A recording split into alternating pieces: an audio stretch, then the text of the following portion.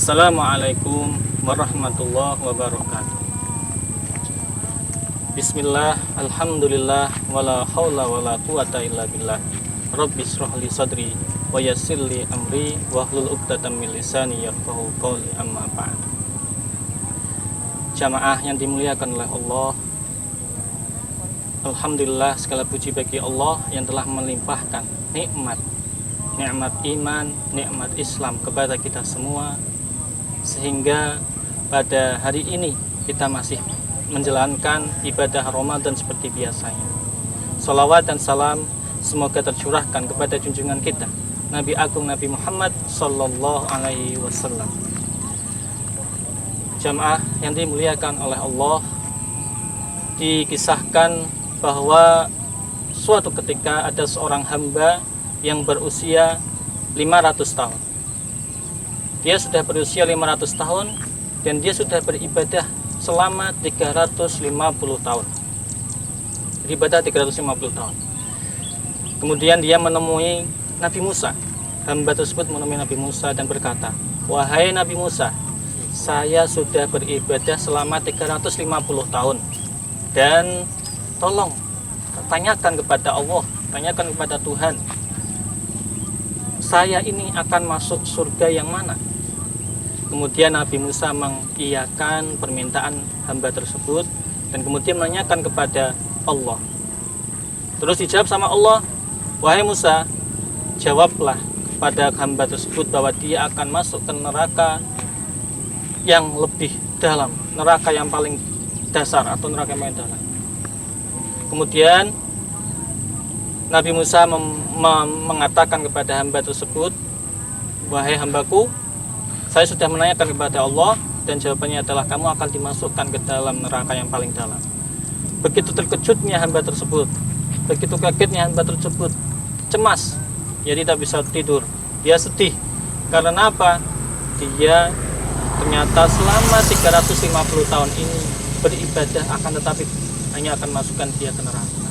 Dia sedih, dia berpikir, saya yang ibadah 350 tahun saja masuk neraka, apalagi yang ibadahnya kurang dari saya, yang 100 tahun, yang 150 tahun.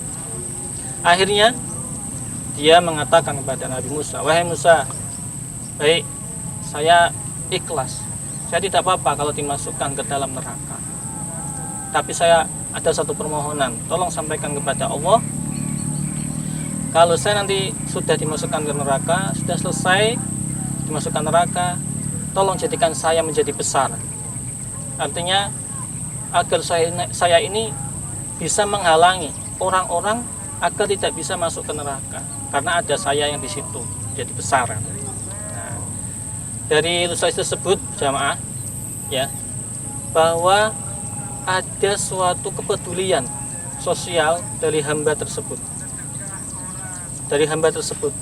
Karena apa? Peduli terhadap orang-orang tersebut agar tidak masuk neraka seperti dia. Oleh karena itu, di sini ditekankan kepedulian sosial itu sangat penting, wahai jamaah. Tidak hanya kepedulian individu yang ditinggikan, jadi kepedulian sosial juga harus dijunjung. Seperti dasar dalam Al-Quran surat Al-Hajj ayat 77, "Ya ayyuhalladzina amanu ruk'u wasjudu wa'budu waf'alul khaira la'allakum tuflihun." Hai orang-orang yang beriman, rukuklah kamu, sujudlah kamu, sembahlah Allahmu, dan berbuatlah kebajikan supaya kamu mendapat kemenangan. Ayat di atas yang tadi sudah saya bacakan, itu memerintahkan kita untuk menghambakan diri kepada Allah. Di samping itu, kita juga diamanatkan untuk berbuat baik dengan sesama. Begitu mulia ajaran Islam, sehingga sangat perhatikan antara individu dengan individu lainnya. Wahai jamaah yang dimuliakan oleh Allah, teks-teks Al-Quran, teks-teks agama itu biasanya selalu berkaitan dengan hubungan dengan manusia lain. Contohnya sholat, ya, sholat. Seperti dikatakan dalam Al-Quran surat Al-Ma'un, wailul lil musallin, alladzina hum an sholatihim sahun alladzina hum yura'un wa yamna'unal ma'un. Celakalah orang-orang yang sholat atau lalai, orang-orang yang lalai dalam sholat, yaitu orang-orang yang riya atau pamer, yang enggan tidak mau memberikan bantuan yang berguna bagi orang-orang lain. Jamaah yang dimuliakan oleh Allah, yang kedua yaitu puasa. Di samping puasa itu sebagai proses diri kita untuk menahan dari haus, minum, dan lapar, itu juga sebagai proses peduli, solidaritas kita terhadap sesama.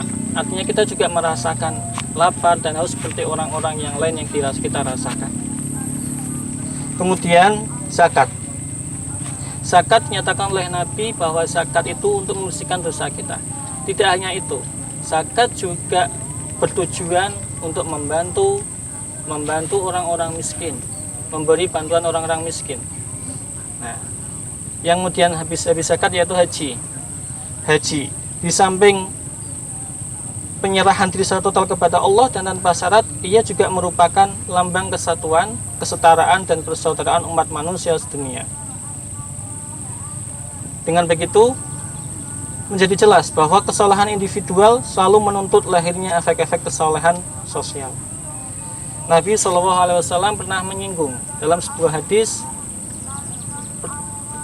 Rasulullah bertanya kepada para sahabat, "Wahai sahabatku, kalian tahu siapa orang-orang yang rugi itu?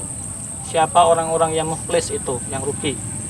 Kemudian para sahabat menjawab, orang-orang yang muflis itu yaitu orang-orang yang kehabisan harta, bendanya, dan uangnya. Nah, Rasulullah menjawab, bukan itu. Rasulullah menjawab, orang yang merugi yaitu ketika orang tersebut di hari akhir, dia datang kepada Allah, dia dengan membawa amal sholatnya, amal puasanya, amal zakatnya, amal hajinya, tetapi dia juga membawa amal fitnahnya, hasadnya, dengkinya, suka memaki orang lain, suka menyakiti orang lain, suka memfitnah orang lain. Nah, itu nanti di situ pahalanya orang yang berbuat baik tadi dikembalikan, diambil oleh orang yang dilukai dia. Sebaliknya, orang yang difitnah atau orang yang dilukai itu dosanya diberikan kepada orang yang memfitnah tadi. Baik, jamaah, di sini kita lihat realita banyak orang-orang yang sudah berhaji berkali-kali. Kadang sudah 2 kali, kadang 3 kali, kadang-kadang sudah beberapa kali.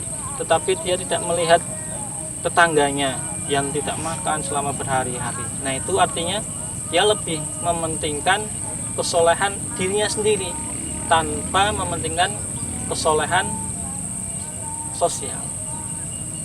Oleh karena itu, wahai jamaah, mari kita tingkatkan kesolehan diri kita dan kesolehan sosial kita terhadap lingkungan sekitar kita. Karena lebih baik, lebih bagus jika kita soleh diri sendiri dan kita juga mengajak soleh pada orang lain. Wal afu minkum fastabiqul khairat. Assalamualaikum warahmatullahi wabarakatuh. Innallaha wa malaikatahu yusalluna